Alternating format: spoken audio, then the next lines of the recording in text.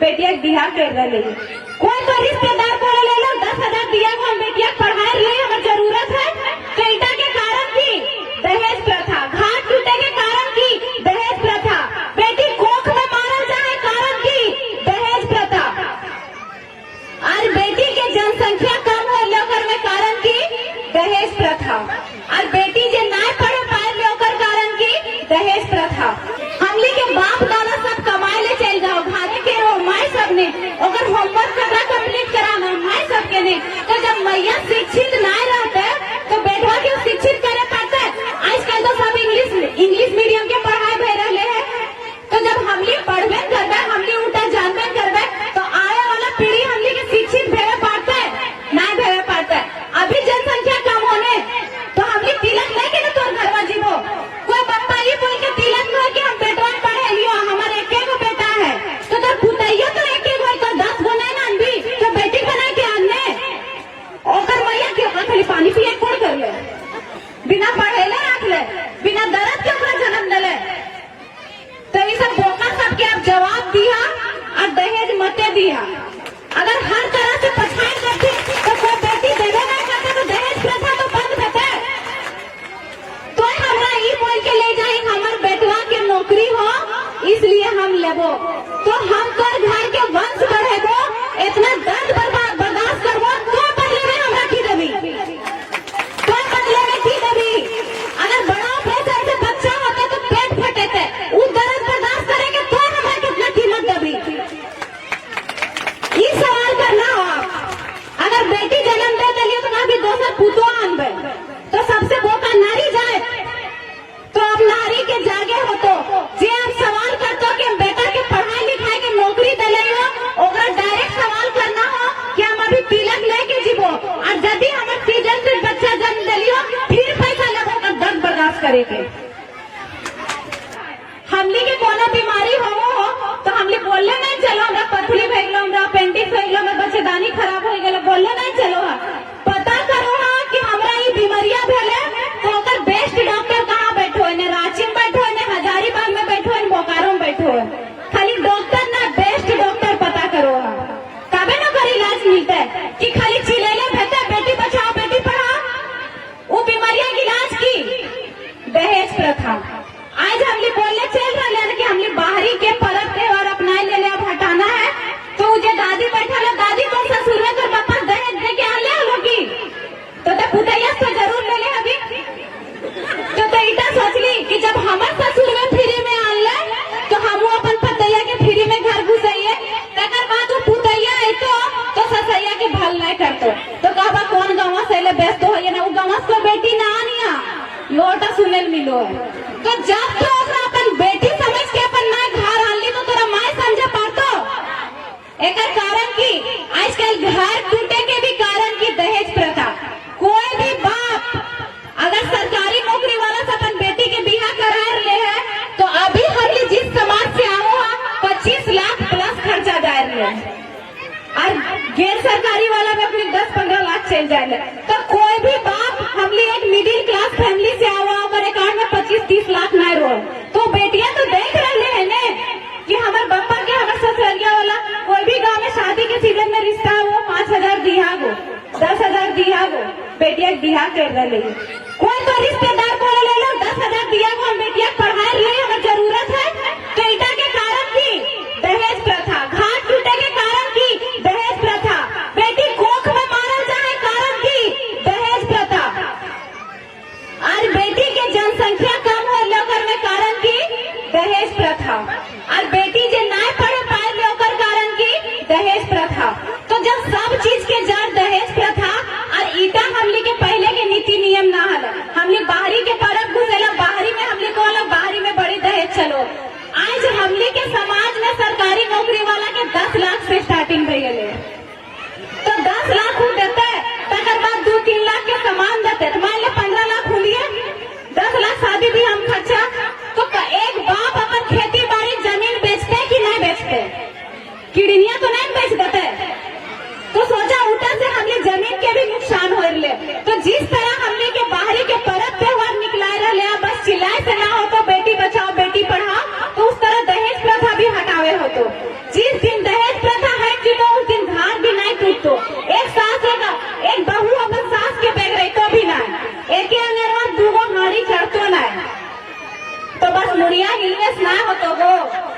बदलाव करे हो तो हमली का बाकी हमली अपन बेटिया के दले तो जकरा दले हो अपने घर से बेटिया नहीं रहे हा तो समझ ला कि मूर्ख आदमी हले जगह घर हमली अपन बेटी भेजलिए तो हम समाज के बदलाव करबे लिए गेले दिए भेतो एक दिन सबके तो पारी तो ये जो नियम हो था कि खत्म कर दाने बेटी के जल्दी बिहा कील करवल जाए बेटी कील ना पढ़ो या बेटी कोख में कील मारल जाए कहे कि अगर 3 गो बेटा हो तो एक धा घर बनेला मतलब एक धा एटा परेबा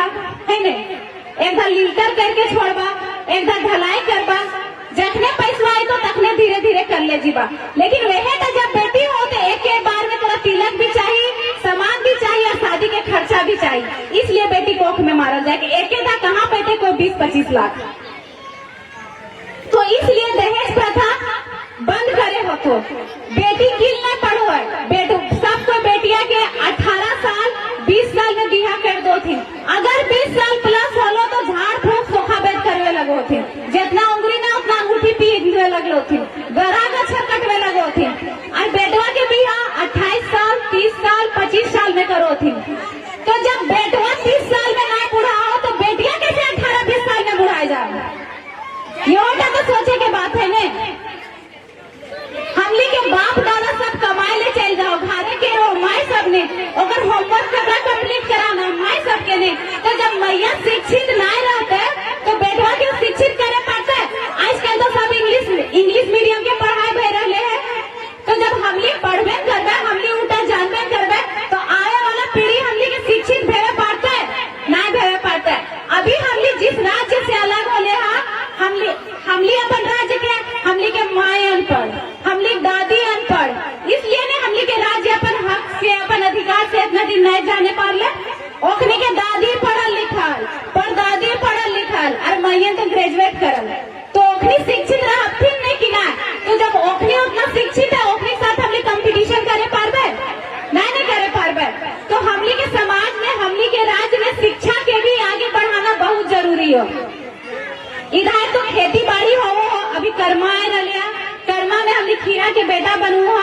इधर खेती बाड़ी हो तो आसानी से खीरा मिल जाए थे तो लेकिन हमार जहाँ घर है वहाँ खेती बाड़ी ना हो क्या कि वहाँ की कोल फील्ड लगे तो हमारे पापा एक बार कर्मा में गए खीरा लिए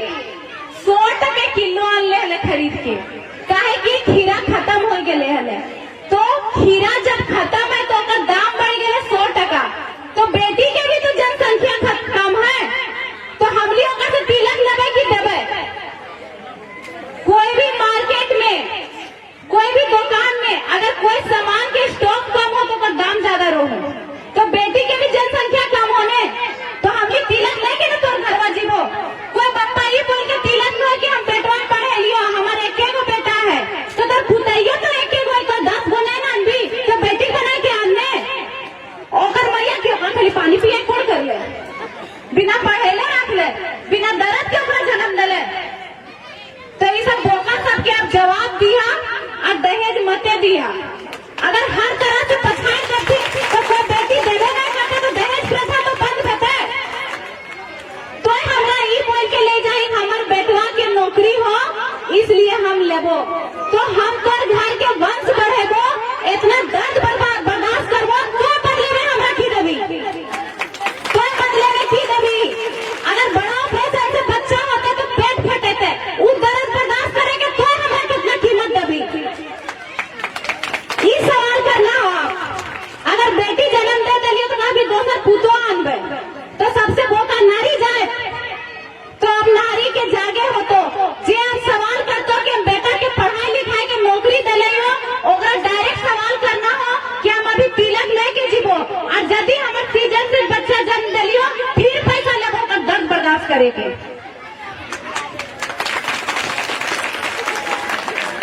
तबे दहेज प्रथा बंद हो तो अब ये मत सोचिए सब कि हम बेटिया गले तो हमरो लेना है अरे ककरो 3 गो बेटी हो 3 गो बेटी गले और एक बेटा हम लिया अपन माई के 3 गो बेटी है हमारे एक भाई तो हमार मैया की करते मान ले हर बेटिया में ओकर 25-25 लाख खर्चा भेजते या 20 लाख तो हमार जो भोजा बन के तो बस की 60 लाख लेते हैं बता तो ये कहा के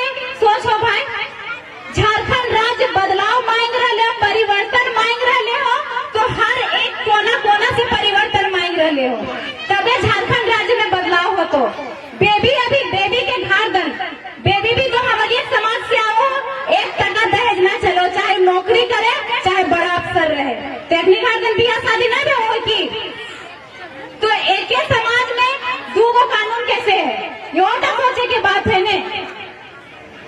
तो जब तक दहेज प्रथा बंद ना हो तो तब तक न बेटी पढ़े पातो न बेटी बढ़े पातो। ऐसा वाला हुआ जिला लगे तो धनबाद जिला में सबसे कम बेटी की जनसंख्या है। तो कभी धनबाद में हो तो ओकर से सटल बोकारो हो, गिरिडीह हो, उस सब में तो कभी बेटी की जनसंख्या कम हो जीते। तो धोनी अभी सवाल करिए कि बेटी की जनसंख्या कम हो तो अब हमली तिलक लेके जीवो, हमली तिलक दे के नहीं जीवो। रहलो बात एक तो तोर घर जीतो, तोर हरिया खाना बने तो डेचियार खड़वा चूल्हा चटवा हिये से लेके जीतो और बने तो तोर खातिर खाना। तो एक बाप कितना ज्यादा मेहनत करो है, एक बाप धूप में तपो है, एक माँ चूल्हा में जलो है, तब जाके एक औलाद के परिवारी सोवो है। तो कितना मेहनत से एक औलाद के परिवार जब पालन पोषण करो हथिन और ससुराल में जाके चूल्हा में दहेज प्रथा खातिर झोसाई के मारल जाओ, तो कहीं रूम में फांसी लगवल जाओ और